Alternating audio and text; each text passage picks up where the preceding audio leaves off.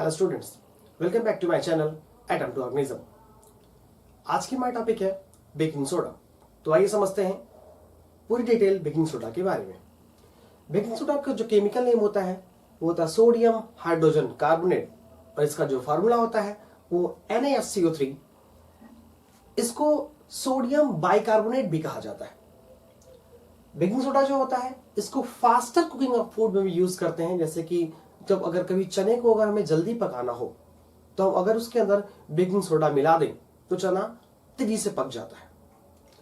अगर इसकी बात करें प्रिपरेशन की कि लेबोरेटरी में या फिर बड़े स्केल पे इसको कैसे बनाते हैं, तो एक बड़े स्केल पे अगर हम बेकिंग सोडा को बनाना चाहते हैं तो हमें करना क्या होगा, कॉमन सॉल्ट यानी cold and concentrated common salt को लेके अगर हम अमोनिया और कार्बन डाइऑक्साइड के साथ अगर रिएक्ट कराते हैं, फिर से समझिए, अगर कॉमन सॉल्ट यानी कोल्ड और concentrated solution of common salt जिसको ब्राइन भी कहते हैं, उसको लेके अमोनिया और कार्बन डाइऑक्साइड के साथ अगर हम रिएक्ट कराते हैं तो हमारा बनता है बेकिंग सोडा यानी NaSCO3 की फॉर्मेशन होती है। और इस पूरे रिएक्शन में जो बनता है हमारा NH4Cl यानी अमोनियम क्लोराइड एक बाई प्रोडक्ट के तौर पर बनता है।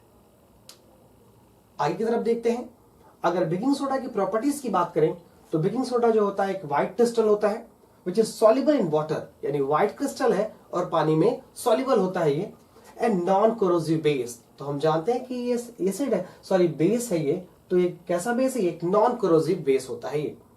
अगर इसकी बात करें इसकी यूजेस की, तो ये पहली चीज यूज्ड एज एन एंटासिड, यानी एक एंटासिड की तरह यूज किया जाता है। यानी जब हमारी स्टमक में एसिड का लेवल इंक्रीज करता है या इंडाइजेशन होती है तो उसको न्यूट्रलाइज करने के लिए भी हम बेकिंग सोडा को यूज करते हैं।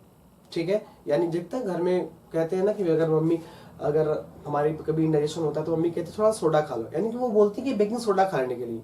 क्योंकि क्या होता है, बेकिंग सोडा जो होता है उसका नेचर कैसा होता है, वो बेसिक नेचर का होता है। जब हमारी बॉडी में एसिडिटी का लेवल बढ़ता है उसको न्यूट्रलाइज कर देता है।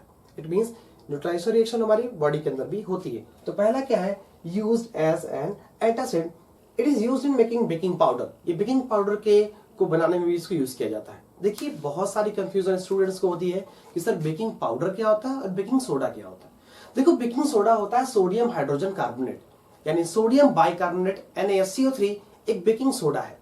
लेकिन बेकिंग पाउडर क्या होता है, जब बेकिंग सोडा को हम किसी एडिबल एसिड के साथ मिक्स कर देते हैं, जैसे टार्टेरिक एसिड हो गया या फिर लैक्टिक एसिड हो गया, उसके साथ अगर हम बेकिंग सोडा को मिक्स कर देते हैं तो बनता जो है हमारा, उसे बोलते हैं बेकिंग पाउडर। और बेकिंग पाउडर एक मिक्सचर है बेकिंग सोडा का और एडिबल एसिड का। और मैं आपको एक चीज बता दूं, ये जो बेकिंग पाउडर बन के तैयार होता है हमारा, वो यानी कि जो एसिड होता है और बेकिंग सोडा होता है वो आपस में तब तक रिएक्ट नहीं करते जब तक उनको पानी की नहीं मिलाया जाता उनके अंदर। इसीलिए अब बेकिंग पाउडर जो होता है बहुत लंबे समय तक ऐसे ही रहता है। वो जब तक उसको पानी के साथ मिक्स नहीं किया जाएगा तब तक वो आपस में दोनों रिएक्ट नहीं करेंगे। आई होप बातें समझ में आ गई। आगे की तरफ बढ़ते हैं।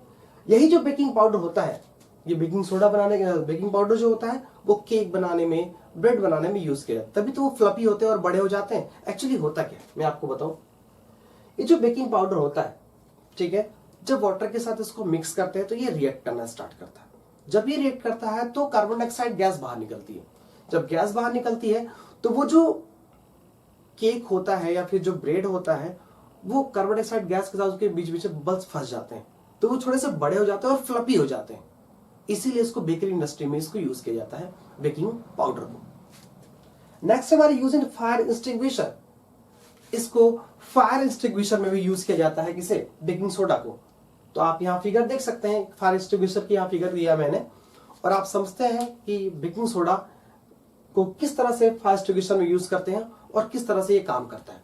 देखिए क्या होता है, एक जो फायर एक्सटिंग्विशर रेड कलर की होती है आप सबने देखी होगी, एक होता है सोडा एसिड फायर एक्सटिंग्विशर, यही होता है जिसमें बेकिंग सोडा का यूज किया जाता है। एक्चुअली होता है एक सिलेंडर होता है, सिलेंडर के अंदर एक सल्फ्यूरिक एसिड की बोतल रखी जाती है, ठीक है, और बोतल के बाहर पूरे कंटेनर में भरा जाता है क्या, बेकिंग सोडा, ठीक है।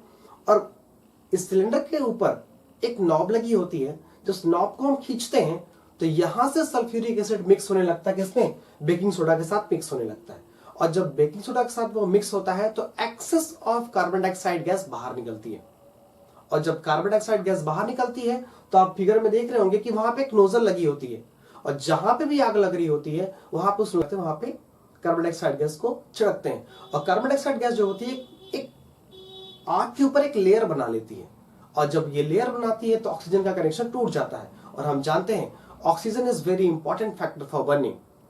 ठीक है, तो ऑक्सीजन की जब कनेक्शन टूट जाएगी आग से तो आग बुझ जाती है। इस तरह से फायर एक्सटिंग्विशर काम करता है। ठीक है, तो आई होप आपको बेकिंग सोडा के केमिकल नेम, फॉर्मूला, इसको और क्या करते हैं, कहां कहां यूज किया जाता है, इसकी प्रिपरेशन, इसकी यूज, उसकी प्रॉपर्टी के बारे में सब कुछ समझ में आया होगा। इसके बाद भी अगर आपको कोई दिक्कत होती है please drop your comment, I will definitely answer your question. Thank you and जय हिंद।